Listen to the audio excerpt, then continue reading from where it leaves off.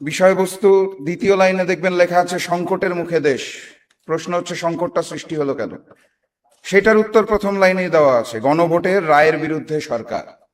এখন যেই গণভোটের পক্ষে আমরা সবাই ছিলাম নির্বাচনের আগে, সেই গণভোটের রায়ের বিরুদ্ধে সরকার হঠাৎ করে কেন গেল, এই বিষয়টা একটু বুঝে দেখতে হবে। এখানে একাডেমিক যারা আছে তারা কথা বলবেন, আমরা শুনবো। আমি আজকে দীর্ঘ বক্তব্য দিব না, আমি খালি কিছু প্রশ্ন রেখে যেতে চাই আপনাদের সামনে, যে কেন গণভোটের রায় সরকার গ্রহণ না করে সংকটের মুখে ফেলে দিল দেশটাকে। আমাদের যে কথাগুলো কেউ বলবে না, সেই কথাগুলো আমি একটু আপনাদের ধরিয়ে দিয়ে চলে যেতে চাই। প্রশ্ন হচ্ছে, ক্ষমতার পালাবদলের পর আমাদের ডিজিএফআই কেন ভারত ভ্রমণের প্রতি এত গুরুত্ব দেওয়া শুরু করলো? পররাষ্ট্রমন্ত্রী ক্ষমতায় আসার পর প্রথম রাষ্ট্রীয় সফর কেন ভারতে করে? আমাদের ম্যানেজ বোর্ডের প্রধানমন্ত্রী কেন তার প্রথম রাষ্ট্রীয় সফর ভারতে হবে বলে অলরেডি ঘোষণা দিয়েছেন? এত জায়গা থাকতে কেন ভারত থেকেই ট্রেনের কোচ আমদানি করার পরিকল্পনা করা হয়েছে? যেই ভারতে সার নাই, তারা চায়না থেকে সার আমদানি করছে, সেই ভারতের কাছে যাদের নিজেদেরই নাই, তাদের কাছে আমরা কেন সার চেয়ে প্রস্তাবনা পাঠাচ্ছি? চায়না যখন আমাদেরকে জ্বালানি তেল দিতে চাইলো, সেই প্রশ্নটা আমরা কানে না তুলে, সেই প্রস্তাবটাকে কানে না তুলে কেন ভারতের থেকে জ্বালানি তেলের জন্য আবেদন দিচ্ছি? জুলাই জাদুঘর উদ্বোধন না করার পিছনে কাদের ষড়যন্ত্র চলছে? কেন সন্ত্রাসী সংগঠন ইসকনকে বাংলাদেশে 120 কোটি টাকার জমি মাত্র 2 লক্ষ টাকায় তুলে দেওয়া হয়েছে? ব্যাংক লুটেরাদের হাতে আবারও কিভাবে করে ব্যাংকগুলো তুলে দেওয়া হচ্ছে?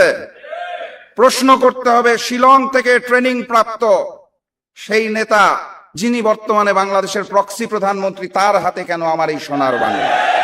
সংগ্রামী সাথী এবং বন্ধুগণ, আমরা আকাশে ওই ঘুড়িটাকে দেখতে পারি, ঘুড়ির সাথে যেই সুতাটা থাকে তার কিছু অংশ দেখতে পারি, কিছু অংশ পারি না। সেই সুতার মধ্যে থাকে ডিপ স্টেট, সরকার, কমিশন, প্রশাসন, মিডিয়া। কিছু কিছু অংশ দৃশ্যমান হয়, কিছু কিছু হয় না। এই ঘুড়ি আর সুতার পিছনে যেই নাটাই থাকে, সেই নাটাইটাকে আমরা দেখতে পারি না। বাস্তবতা এটাই, ক্ষমতার পালাবদলে ওই নাটাইটা এই মুহূর্তে আবারও ভারতের হাতে চলে গিয়েছে। এখন প্রশ্ন করতে পারেন, ভারত কেন গণভোটকে মানতে চাইছে না? কেন তারা জুলাইকে ভয় পাইছে? কারণ খুব সাধারণ। অগাস্ট মাসের 5 তারিখে শুধুমাত্র ফ্যাসিস্ট শেখ হাসিনা এবং আওয়ামী লীগের পতন হয়নি, সেদিন ভারতীয় আধিপত্যবাদ বাংলার জমিন থেকে পরাজিত হয়েছিল। তারা নতুন করে সেই আধিপত্যবাদকে ফেরত পেতে চায়। আমার 2 ছোট ছোট সন্তান আছে, তারা যখন দুনিয়াতে আসে এবং বড় হওয়া শুরু করে, আমি তাদের শিক্ষা দিতাম।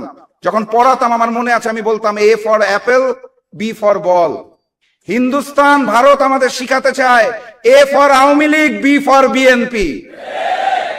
ভারতের পরিকল্পনায় আওয়ামী লীগের অসমাপ্ত কাজকে পূরণ করার জন্য যেই বিএনপি দায়িত্ব গ্রহণ করেছে, সেই বিএনপি এবং ভারতের আধিপত্যবাদকে আমরা মেনে নেব না ইনশাআল্লাহ।